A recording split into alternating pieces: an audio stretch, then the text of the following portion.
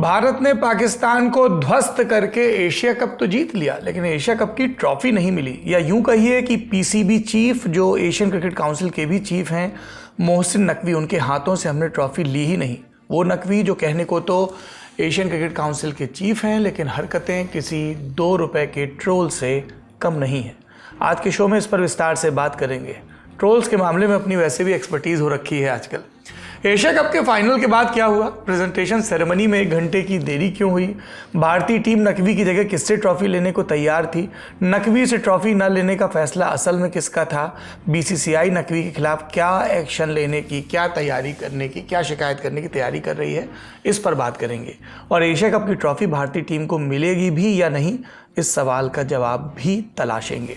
इस पर जो नेतागिरी चल रही है अपने देश में, उस पर भी चर्चा होगी। बात लद्दाख की भी करेंगे, जानेंगे अब तक क्या हुआ। सोनम वांगचुक पर आरोप गहरे लगे हैं और उस पर जवाब भी आए हैं, और लेह की एपेक्स बॉडी का एक फैसला भी आया है। उधर एलॉन मस्क की कंपनी को अचानक से अभिव्यक्त की आज़ादी की चिंता सता रही है। कर्नाटक हाईकोर्ट ने ऐसा कौन सा आदेश दिया जिसके बाद ये सब बातें हुई? और वाराणसी से एक खबर कि पद्मश्री से सम्मानित हॉकी खिलाड़ी मोहम्मद शाहिद के घर पर बुलडोजर चलने के बाद क्या पता लगा। नमस्कार, सौरभ द्विवेदी नाम है हमारा और आप देखना शुरू कर चुके हैं लल्लन टॉप शो।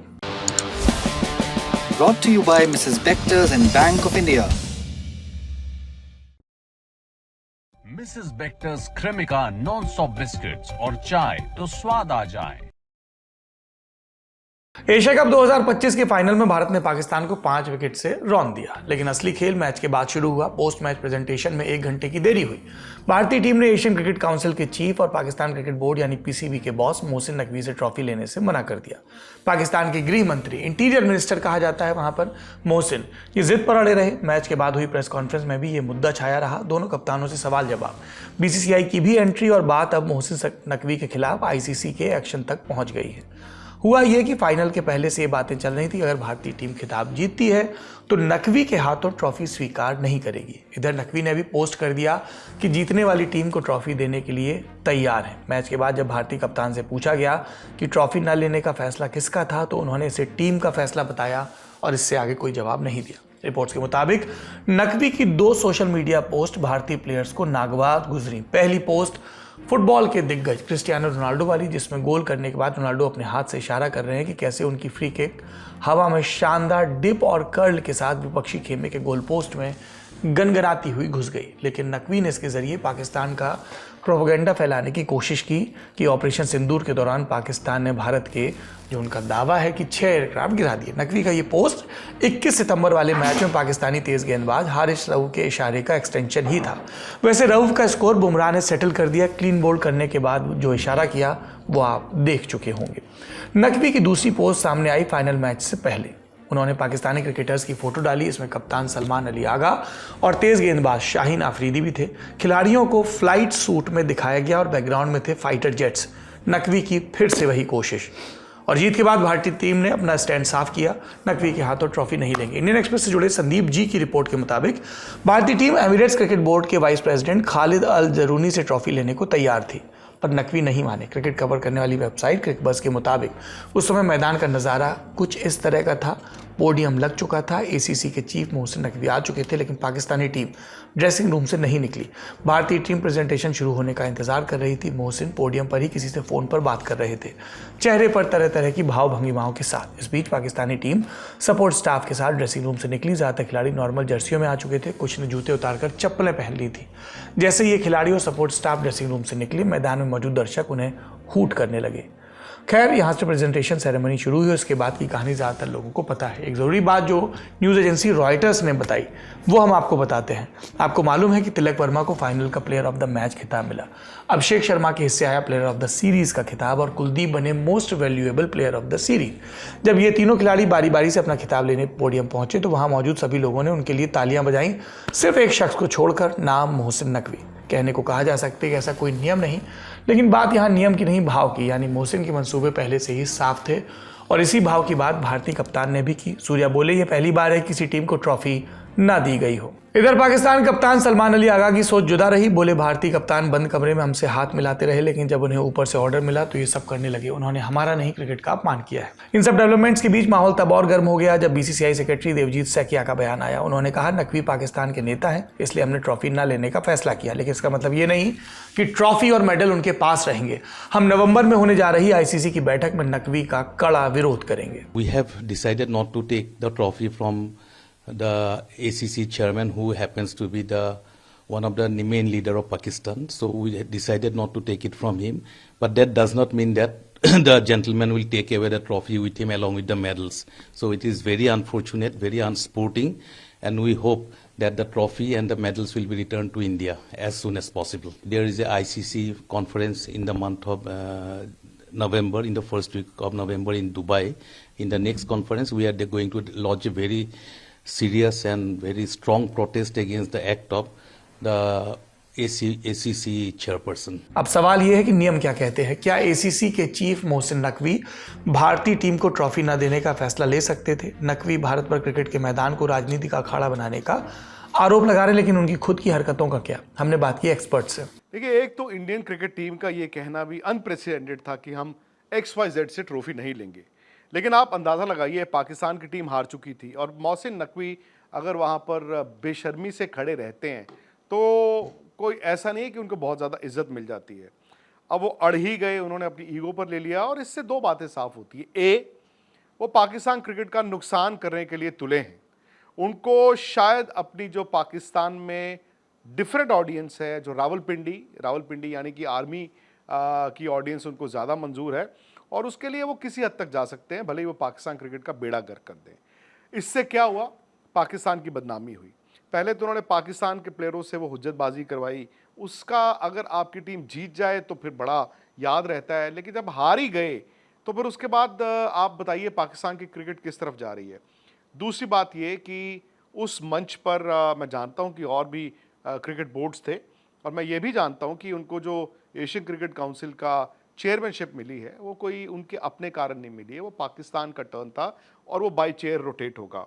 हाँ, ये अनप्रेसिडेंटेड था कि एक टीम कह रही है कि हम फलां आदमी से ट्रॉफी नहीं लेंगे, लेकिन मुझे याद नहीं पड़ता किसी मोहल्ले गली के टूर्नामेंट के अलावा जहां पर एक ऑर्गेनाइजिंग कमेटी का चेयरमैन, ऑर्गेनाइजर नहीं, ऑर्गेनाइजिंग कमेटी का चेयरमैन ट्रॉफी लेकर घर भाग गया हो। क्योंकि ये टूर्नामेंट मोहसिन नकवी ने नहीं करवाया था, ये टूर्नामेंट एशियन क्रिकेट काउंसिल का है और वो उसके एक ऑफिशियल थे, तो वो ट्रॉफी क्यों अपने घर ले गए?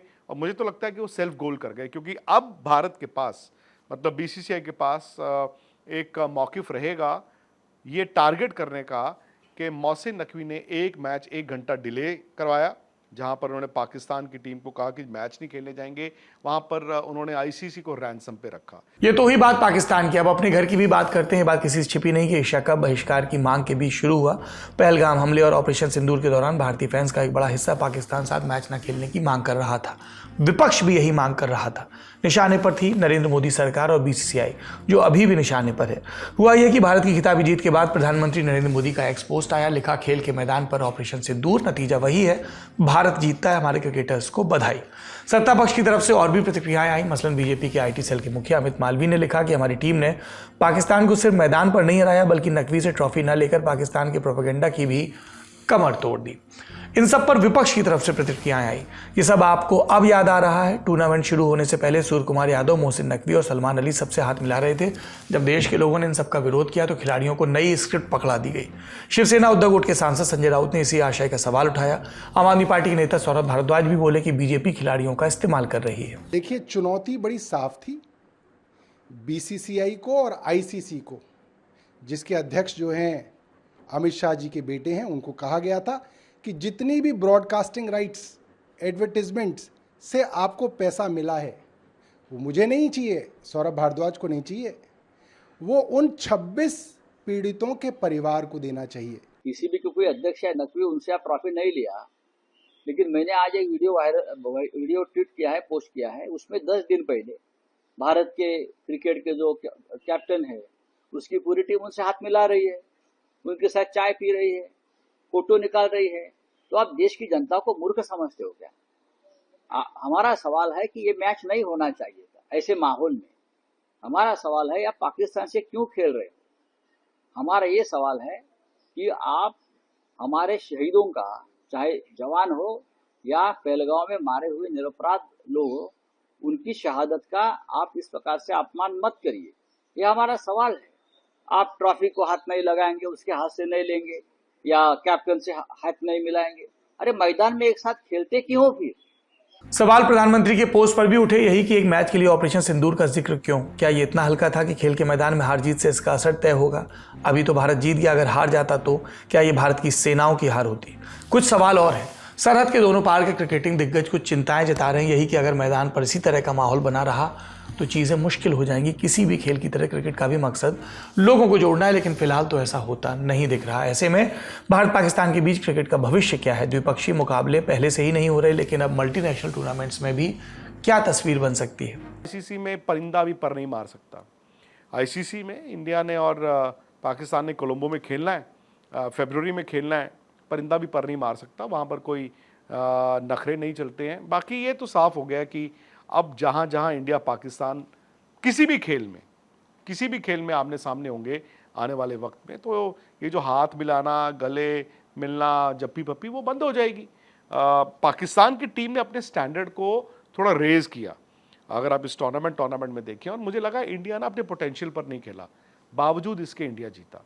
सो आई जस्ट होप कि कोलंबो में जो अगला मुकाबला होगा फरवरी में, तब भारत की टीम इससे बेहतर प्रदर्शन करे। बिकॉज जैसे सूर्य कुमार यादव ने बोला, अब एक एक मैच ना जंग की तरह है। अब भारत कोई भी मैच हारना इनसे अफोर्ड नहीं कर सकता। ये थी पूरी तस्वीर। माहौल टेंशन वाला है। इस बीच भारतीय टीम ने इसे कुछ हल्का करने की कोशिश की। फाइनल के बाद जब टीम प्रेजेंटेशन सेरेमनी का इंतजार कर रही थी, तब अर्शदीप सिंह रील बना रहे थे, कभी तिलक तो कभी अभिषेक के साथ। इसमें हल्के अंदाज में पाकिस्तानी टीम की मौज भी ली गई, एक जगह थोड़ी कर्री मौज भी। एक वीडियो में अर्शदीप, जितेश और हर्षित अपनी गर्दन हिलाते नजर आए, ठीक उसी अंदाज में जैसे पाकिस्तान के स्पिनर अबरार विकेट लेने के बाद करते हैं। तस्वीरें और भी आई। भारतीय टीम को भले ट्रॉफी ना मिली हो, लेकिन पोडियम पर सेलिब्रेशन के अंदाज में कोई कमी नहीं रही। सूर्या ने रोहित का अंदाज मिमिक किया और एक इमेजिनरी ट्रॉफी उठाई। इंस्टा पोस्ट में ट्रॉफी के स्टिकर और इमोजी लगाए गए। वरुण ने फोटो पोस्ट की जिसमें वो लेटे हैं और उनके पास है एक कॉफी मग यानी कि कप। वैसे मौज लेने में भारत की सोशल मीडिया यूजर्स ने भी कसर नहीं छोड़ी। एक सेंट्रल आइडिया के साथ बहुत सारे पोस्ट वायरल हुए। कहा गया कि पाकिस्तान वाले ट्रॉफी चुरा कर ले गए। अब शाहिद अफरीदी चाहे तो नकवी के साथ विक्ट्री परेड निकाल सकते हैं और दावा कर सकते हैं कि पाकिस्तान ने ही फाइनल जीता है। इन सबसे इतर क्रिकेट एक्सपर्ट्स का यह भी कहना है कि मामला यहाँ शांत नहीं होगा। बीसीसीआई की तरफ से नकवी के खिलाफ शिकायत होना तय है। पीसीबी की तरफ से भी काउंटर की तैयारी की जा रही है। पीसीबी यानी पाकिस्तानी क्रिकेट बोर्ड। कहा जा रहा है कि क्रिकेट के इस डिप्लोमेटिक वॉर का असर 2027 के वर्ल्ड कप तक जा सकता है। जो भी अपडेट्स होंगे हम आपको बताते रहेंगे। फिलहाल आपको और हम सबको भारत की शानदार जीत की बहुत बहुत बधाई। बढ़ते हैं अब अगली खबर की तरफ। लेह में 24 सितंबर को हिंसा में 4 लोगों की मौत हुई थी और 80 घायल। 40 की गिरफ्तारी हो चुकी है। इंटरनेट पर रोक जारी है। पुलिस की सख्ती बढ़ी है। इलाके में भारतीय न्याय संहिता की धारा 163 लगी, यानी 5 या उससे ज्यादा लोग एक जगह इकट्ठा नहीं हो सकते। रैली या जुलूस निकालने के लिए प्रशासन से इजाजत लेनी होगी। इस बीच लेह में शांति के प्रयासों को एक झटका लगा। 6 अक्टूबर को गृह मंत्रालय के साथ एपेक्स बॉडी लेह यानी एबीएल की एक बैठक होने वाली थी। अखबारी रिपोर्ट्स के मुताबिक एबीएल ने इस बातचीत से हटने का फैसला किया है। संस्था कहना है कि जब तक उनके सदस्यों पर कार्रवाई वापस नहीं होगी, वे बातचीत में हिस्सा नहीं लेंगे। खबर आत्मसमर्पण की भी है। हिंसा के बाद से अब तक 14 लोगों ने लेह लद्दाख कोर्ट में आत्मसमर्पण किया। यूनियन एक्सप्रेस की रिपोर्ट के मुताबिक आत्मसमर्पण करने वालों में एक पूर्व कांग्रेस विधायक, 3 काउंसलर, इनमें भी कुछ कांग्रेस के हैं, और लेह एपेक्स बॉडी यानी एलएबी के नेता शामिल हैं। वहीं लद्दाख के उपराज्यपाल कविंदर गुप्ता ने लेह में सुरक्षा स्थिति की समीक्षा के लिए एक हाई लेवल मीटिंग भी की। ये तो बात हुई लद्दाख के ताज़ा हालात की। अब बात लेह हिंसा में मारे गए रिटायर्ड फौजी की। 24 सितंबर को हुई हिंसा में जिन 4 लोगों की मौत हुई, उनमें से एक सेस्वांग धारचिन भी थे। 46 साल के धारचिन 1996 से 2017 तक लद्दाख स्काउट्स में हवलदार रहे। कारगिल युद्ध में हिस्सा लिया। तोलुलिंग सेक्टर में पाकिस्तानियों से लड़े। रिटायर होने के बाद लेह में कपड़ों की दुकान चलाते थे। तेस्वांग का परिवार उनकी मौत को हत्या बता रहा है। उनका कहना है कि उनके शरीर पर लाठी के निशान भी हैं, जिससे लगता है कि गोली मारने से पहले पीटा गया। परिवार ने घटना की निष्पक्ष जांच की मांग की है। उनके पिता स्तानजिन नामग्याल ने भी कारगिल युद्ध लड़ा था। वो 2002 में सेना में सूबेदार मेजर और फिर मानद कैप्टन के पद से रिटायर हुए। तेस्वांग के पिता बोले, मेरा बेटा देशभक्त था, पाकिस्तानी नहीं मार पाए, हमारी फोर्स ने मार दिया। क्या हमारे जैसे देशभक्तों के साथ ऐसा बर्ताव होना चाहिए? अब बात सोशल एक्टिविस्ट सोनम वांगचुक पर लगे आरोपों की।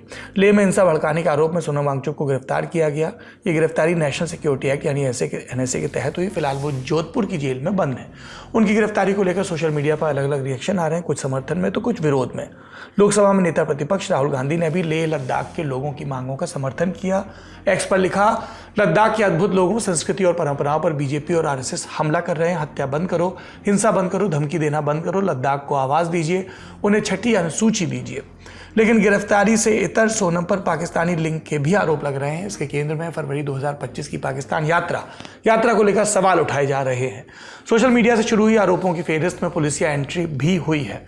लद्दाख के डीजीपी एसडी सिंह जामवाल ने दावा किया कि सोनम के पाकिस्तानी एजेंट के साथ कनेक्शन थे।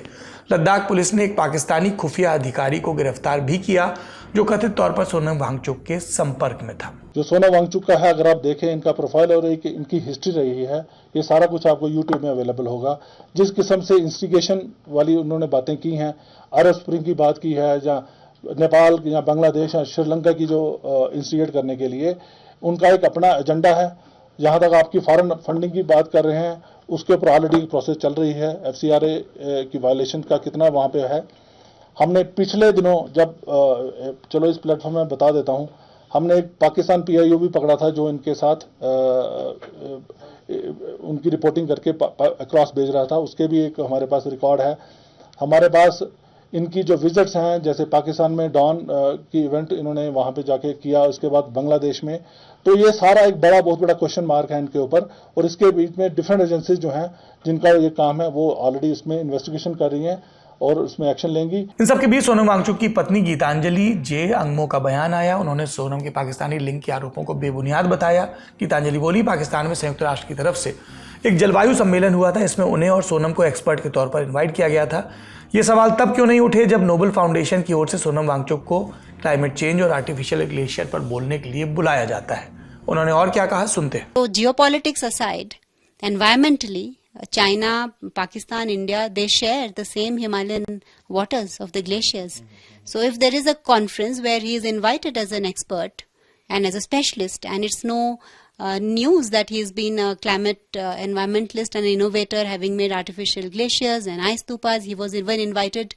Why did they not make a big honorable mention for him when he was invited by Nobel Foundation in Sweden for the same thing? Nobel Foundation invited him to give a talk on artificial glaciers in Sweden. So why did they not make an honorable mention about that? Why are they making such a big deal about Pakistan? And I went with him myself. You know, my ancestors come from undivided India, and many people. Mr. Modi himself goes to China. Nobody doubts his intentions. It is not the act that has to be seen, but what is the intention behind it? ये रहा लेह लद्दाख में हुआ अब तक का घटनाक्रम। उम्मीद है कि अपनी नेचुरल ब्यूटी के लिए मशहूर और पर्यावरण को लेकर सजग लेह में फिर से सब कुछ ठीक हो जाएगा, स्थिति सामान्य होगी। ललन टॉप की टीम इस मुद्दे को लगातार कवर कर रही है। बाकी जो भी अपडेट आएंगे हम आपको बताते रहेंगे। अब रुख करते हैं सुर्खियों का। पहली सुर्खी तमिलनाडु के करूर से है, जहां 27 सितंबर को एक्टर विजय की एक पॉलिटिकल रैली हुई जिसमें मची भगदड़ में मरने वालों की संख्या अब 41 हो गई है। इनमें ज्यादातर महिलाएं और बच्चे हैं। आज यानी 29 सितंबर की सुबह वित्त मंत्री निर्मला सीतारामन करूर पहुंची। उन्होंने घटनास्थल और अस्पताल का दौरा किया, मृतकों के परिजनों और पीड़ितों से मुलाकात की। हादसे के बाद राजनीति भी चल रही है। विजय की पार्टी तमिलगा वेट्टी कजगम यानी टीवीके हादसे को साजिश बता रही पार्टी का आरोप। कार्यक्रम के दौरान बिजली काटी गई जिससे माहौल बिगड़ गया। वहीं तमिलनाडु सरकार का दावा है कि टीवीके ने बिजली कटौती के लिए खुद ही लेटर लिखा था। तमिलनाडु सरकार की फैक्ट चेकिंग यूनिट ने एक्स पर लिखा, कार्यक्रम में बिजली कटौती नहीं हुई। हालांकि टीवीके पार्टी ने पावर कट की रिक्वेस्ट की थी, लेकिन ऐसी कोई कटौती नहीं हुई। कुछ लाइटें थोड़ी देर के लिए कम हो गई थी क्योंकि जनरेटर में समस्या आ गई थी। टीवीके ने मद्रास हाईकोर्ट में याचिका दायर की है। इसमें हादसे की निष्पक्ष जांच की मांग की गई, साथ ही इसे सीबीआई या किसी और एजेंसी को सौंपने की बात भी कही गई। एक याचिका भगदड़ में घायल हुए सेंथिल कन्नन की तरफ से लगाई गई। कहा गया एक्टर विजय को कोई और राजनीतिक आयोजन न करने दिया जाए जब तक हादसे की पूरी जांच और जिम्मेदारी तय न हो जाए। इधर करूर में एक्टर विजय के खिलाफ एक्शन लिए जाने की मांग भी हो रही है। तमिलनाडु छात्र संघ की ओर से जगह जगह पोस्टर लगाए गए हैं। इसमें विजय की एक फोटो है जिसमें उनके हाथ खून से सने हैं। अगली सुर्खी, वाराणसी में पूर्व ओलंपियन और पद्मश्री से सम्मानित हॉकी खिलाड़ी मोहम्मद शाहिद के घर पर बुलडोजर चला। उनकी मौत 2016 में हो गई थी। मीडिया रिपोर्ट्स के मुताबिक वाराणसी में पुलिस लाइन से कचहरी तक सड़क चौड़ीकरण पर काम चल रहा है। इस रास्ते में 59 मकान थे जिन्हें 3 चरणों में तोड़ा जाना था। एक चरण में 13 मकान गिराए गए, जिसमें एक घर मोहम्मद शाहिद का भी था। पुलिस का कहना है कि कई लोगों को मुआवजा दिया जा चुका है, लेकिन कुछ लोग फिर भी जगह खाली करने को तैयार नहीं, उन्हें हटाने के लिए एक्शन लिया जा रहा है। एसडीएम सिटी आलोक वर्मा बोले, किसी भी घर को गलत तरीके से नहीं तोड़ा जा रहा है। उनके मकान में 9 शेयरर थे, 6 लोगों ने पैसा ले लिया है, 2 और 3 लोगों का स्टे है, तो उनका स्टे वाला पोर्शन छोड़ दिया गया है, बाकी 6 लोगों का तोड़ा गया है। मोहम्मद शाहिद के ऐसा कुछ नहीं। मैंने उनके परिवार से भी कहा कि शादी है आपके घर में, आप 12-13 दिन का वक्त ले रहे थे। मैंने कहा मैं बिल्कुल देने के लिए तैयार हूँ, हमें कुछ चीज़ें दे दें, जैसे अकाउंट नंबर दे दें, आधार कार्ड दे दें और पैन कार्ड दे दें, हम आपको छोड़ देंगे, कोई इशू नहीं रहेगा। उन्होंने वो भी नहीं लिया। तो वहीं मोहम्मद शाहिद के परिवार ने बुलडोजर चलने का विरोध किया। उनकी भाभी नाजनीन बोली, जब तक प्रशासन की ओर से दिया जाने वाला मुआवजा नहीं लिया है, हमारे पास कोई दूसरा मकान नहीं है, ऐसे में हम कहाँ जाएंगे, इसलिए हम मकान नहीं छोड़ पा रहे। शाहिद के मामा के लड़के मुश्ताक का भी बयान आया। बोले, चौड़ीकरण के तहत 21 मीटर ज़मीन ली गई, लेकिन सड़क को 25 मीटर तक चौड़ा किया जा रहा है। साथ ही उन्होंने मुस्लिम आबादी वाले क्षेत्र के लोगों को परेशान किए जाने का भी आरोप लगाया।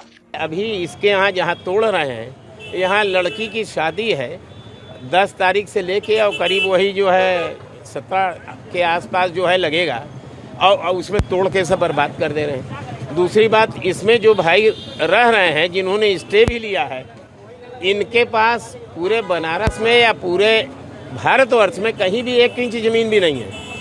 आप यहाँ से तोड़ के निकाल दोगे, सड़क पर आ जाएंगे, ये कहाँ जाएंगे? गवर्नमेंट का ये कहना है कि पुनर्वास, लैंड एक्विजिशन के साथ साथ पुनर्वास भी उसमें लगा हुआ है, तो आप उसको पुनर्वास करते, कहीं 2-1 कमरे का मकान दे देते, वो शिफ्ट हो जाता, तब आप कहीं तोड़ते। लेकिन ये जबरदस्ती प्रशासनिक गुंडाई के बल पे तोड़ रहे हैं। अगली सुर्खी, एलन मस्क का social media platform x Karnataka high court के एक आदेश से खासा परेशान है। ये तक कह रहा है कि यह अभिव्यक्ति की आज़ादी का उल्लंघन है। एक्स का कहना है, इस आदेश के जरिए पुलिस को सेंसरशिप का हक दिया जा रहा है। क्यों? क्योंकि पुलिस चाहे तो सहयोग नाम के पोर्टल के जरिए मनमाने तरीके से ऑनलाइन कंटेंट हटा सकती है। 29 सितंबर को जारी एक बयान में कंपनी ने कहा, ये नई व्यवस्था कानून के तहत नहीं है। आईटी एक्ट की धारा 69(1) को दरकिनार करती है। साथ ही ये सुप्रीम कोर्ट के फैसलों और भारत के लोगों के अभिव्यक्ति की आज़ादी जैसे संवैधानिक अधिकार का भी उल्लंघन करती है। कंपनी ने आगे लिखा, इस आदेश के तहत अधिकारियों को मनमानी करने की आज़ादी मिल गई है। बिना किसी न्यायिक समीक्षा के कंटेंट हटाया जा सकता है और अगर प्लेटफॉर्म इस आदेश को नहीं मानते तो उनके ऊपर कानूनी कार्रवाई होगी। एक्स की तरफ से और भी बातें कही गई, मसलन हम भारत के कानून का सम्मान करते हैं और उसका पालन भी, लेकिन ये आदेश संवैधानिक मुद्दों का समाधान नहीं करता। हम इस आदेश के खिलाफ कोर्ट में जाएंगे। एक्स का इशारा मोदी सरकार की फैक्ट चेकिंग यूनिट की तरफ है, जिसके तहत सोशल मीडिया कंपनीज को उनके प्लेटफॉर्म पर मौजूद कंटेंट के लिए जिम्मेदार बनाने की कोशिश है। सरकार कहती है अगर हम किसी कंटेंट को हटाने का आदेश देते हैं तो सोशल मीडिया कंपनी को वो आदेश का पालन करना पड़ेगा, नहीं हटा तो कानूनी कार्रवाई होगी।